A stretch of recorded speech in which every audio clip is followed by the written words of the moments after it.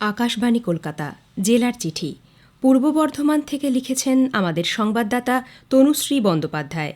অষ্টাদশ লোকসভা নির্বাচন দরজায় কড়া নাড়ছে। ভোটের নির্ঘণ্ট এখনও ঘোষণা না হলেও নির্বাচনী প্রচার ও প্রস্তুতিতে মন দিয়েছে সব রাজনৈতিক দল। কয়েকদিন আগেই জেলায় এসেছে কেন্দ্রীয় বাহিনী। ভোটারদের মনোবল বাড়াতে বর্ধমান, কেতুগ্রাম, মঙ্গলকোট, মেমারি, ভাতার, রায়না সহ জেলার বিভিন্ন জায়গায় রুটমার্চ করছে কেন্দ্রীয় বাহিনীর জওয়ানেরা। শাসক দল তৃণমূল কংগ্রেস ইতোমধ্যেই তাদের প্রার্থী তালিকা ঘোষণা করেছে।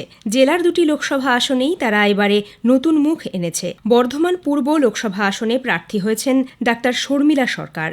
বর্ধমান দুর্গাপুর লোকসভা আসনে প্রার্থী হয়েছেন ক্রিকেটার কীর্তি আজাদ। ভোটারদের ভোটদানে উৎসাহিত করতে এবং সচেতন করতে প্রশাসনের তরফে চলছে নানান কর্মসূচি। জেলায় এবার মোট ভোটার রয়েছেন 41,37,829 জন। এবার 85,308 জনের নাম নতুন করে ভোটার তালিকায় অন্তর্ভুক্ত হয়েছে। জেলায় 1,942টি ভোটগ্রহণ কেন্দ্র রয়েছে। বিশেষভাবে সক্ষম ভোটারদের জন্য থাকছে বিশেষ ব্যবস্থা। শস্যগোলায় এখন চলছে প্রধান অর্থকরী ফসল আলু তোলার কাজ। পূর্ব বর্ধমান জেলায় এবার প্রায় 70,000 হেক্টর জমিতে আলু চাষ হয়েছে। আলু চাষের শুরুতে বৃষ্টি হওয়ায় বহু জায়গায় আলু বীজ পচে নষ্ট হয়ে যায়। তার ওপর ঘন কুয়াশা, বৃষ্টি, টানা মেঘলা আবহাওয়া থাকায় আলু ফলন মার খেয়েছে বলে দাবি কৃষকদের। সেই সঙ্গে কিছু কিছু এলাকায় নাবি ধসা রোগও দেখা যায়। যদিও কৃষি দপ্তরের দাবি ফলনের পূর্ণাঙ্গ চিত্র এখনও আসেনি। তবে আলু চাষিরা যাতে ফসল বীমার আওতায় আসেন সেজন্য কৃষি দপ্তরের পক্ষ থেকে ব্যাপক প্রচার চালানো হচ্ছে। ইতোমধ্যেই 60,000 কৃষক নাম নথিভুক্ত করেছেন। পল্লীকবি কুমুদ রঞ্জন মল্লিকের 141তম জন্মবার্ষিকী গত 3 তারিখ যথাযথ মর্যাদায় এবং সাড়ম্বরে পালিত হল কবির জন্মভিটে মঙ্গলকোটের গ্রামে মধুকর প্রাঙ্গণে। কবির বাসভবন ঘিরে এবারও আয়োজন করা হয় কুমুদ সাহিত্য মেলার। তাঁকে শ্রদ্ধা জানানোর পাশাপাশি কবিতা, গান, গ্রন্থপ্রকাশ, সাহিত্য আলোচনার মধ্য দিয়ে ভরে ওঠে মেলা প্রাঙ্গণ। মেলা কমিটির তরফে নিজ নিজ ক্ষেত্রে বিশেষ অবদানের জন্য চিকিৎসক, শিল্পী, সাহিত্যিক, সাংবাদিক সহ 17 জনকে বিশেষ সম্মান প্রদান করা হয়েছে। কলকাতা থেকে আসা 5 জন চিত্রশিল্পী কবির ছবি আঁকেন। মেলা কমিটির সম্পাদক তথা কবির উত্তরসূরি মোল্লা জসিমউদ্দিন জানিয়েছেন, ছবিগুলি কবির গৃহে সংরক্ষণের ব্যবস্থা করা হয়েছে।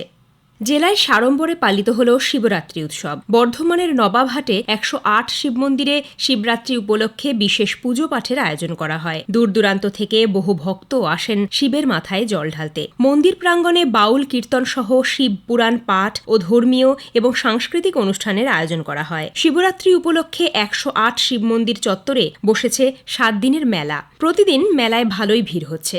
আলমগঞ্জের বর্ধমানেশ্বরেও ব্যাপক ভিড় হয় এদিন। জেলা জুড়ে নানান অনুষ্ঠানের মধ্য দিয়ে শুক্রবার উদযাপিত হল আন্তর্জাতিক নারী দিবস।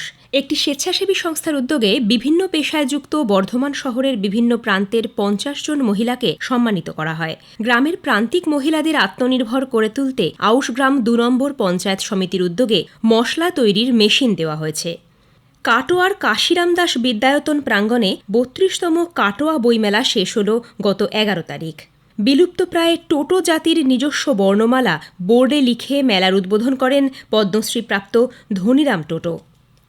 নেহেরু যুবকেন্দ্র বর্ধমান শাখার উদ্যোগে এবং শ্রীখণ্ড জনস্বাস্থ্য সমিতির সহযোগিতায় জেলাস্তরীয় নেইবারহুড ইউথ পার্লামেন্ট অনুষ্ঠিত হল কাটোয়ার শ্রীখণ্ডে। প্রায় 2000 তরুণ তরুণী এতে অংশ নেন। শ্রীখণ্ড উচ্চ মাধ্যমিক বিদ্যালয় ও উষাঙ্গিনী বালিকা উচ্চ বিদ্যালয়ের ছাত্রছাত্রীরা মক পার্লামেন্টের মাধ্যমে সংসদের কার্যকলাপ তুলে ধরেন। আলোকপাত করা হয় মিশন 2047 আমার ভারত বিকশিত ভারতের ওপর। কেন্দ্রীয় সরকারের বিকশিত ভারত সংকল্প যাত্রার 2টি ট্যাবলো গত শুক্রবার থেকে যাত্রা শুরু করেছে জেলায়। কেন্দ্রীয় সরকারের 10 বছরের উন্নয়নের খতিয়ান ভিডিওর মাধ্যমে মানুষের সামনে তুলে ধরা হচ্ছে। জনসাধারণের সমস্যা ও অভিযোগ জানানোর জন্য ট্যাবলোটিতে রয়েছে একটি toll free number. Bardhaman Durgapur লোকসভার 7টি বিধানসভা এলাকার প্রতিটি জায়গা ঘুরবে এই ট্যাবলোটি। জেলার চিঠি শেষ হল। পূর্ব বর্ধমান থেকে পাঠিয়েছেন আমাদের সংবাদদাতা তনুশ্রী বন্দ্যোপাধ্যায়।